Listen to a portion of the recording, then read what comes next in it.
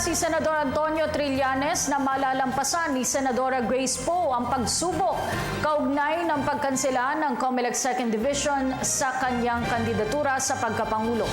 Dismayado rin si Trillanes sa naging desisyon ng COMELEC. Ang ulat mula kay Jade Miguel.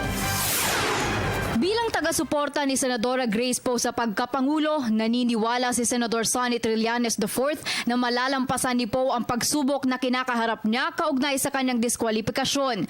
Tiwala raw si Trillanes na makakaabot sa eleksyon ang senadora. Ngunit hindi na itago nito ang pagkadismaya sa naging desisyon ng COMELEC. I am extremely disappointed dito sa 2nd Division ng COMELEC for allowing themselves to be used as political instruments. Paliwanag pa ni Trillanes, taong 2005 pa lamang may intensyon nang bumalik si Poe dahil sa panahon na iyon niya in-enroll ang kanyang mga anak dito sa bansa. Naniniwala naman siya na babaligtarin ng COMELEC and BAC ang desisyon nito hinggil sa diskwalifikasyon ni Poe.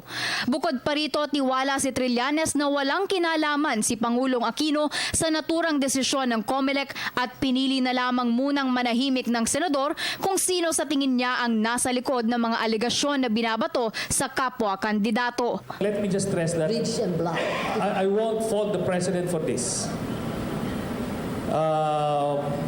Because knowing the president, somebody's just recommending it to him, tapos siya naghanap. Telling them is, we are treading very, very dangerous waters dito sa ginagawa. Akala nila walang implications ito.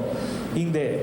Iba yung implications ito. Once you disenfranchise the people, once you deprive the people of their chosen candidates, then magkakaroon niya ng backlash later on. They won't be able to govern well. Para sa Telebisyon ng Bayan, Jade Miguel.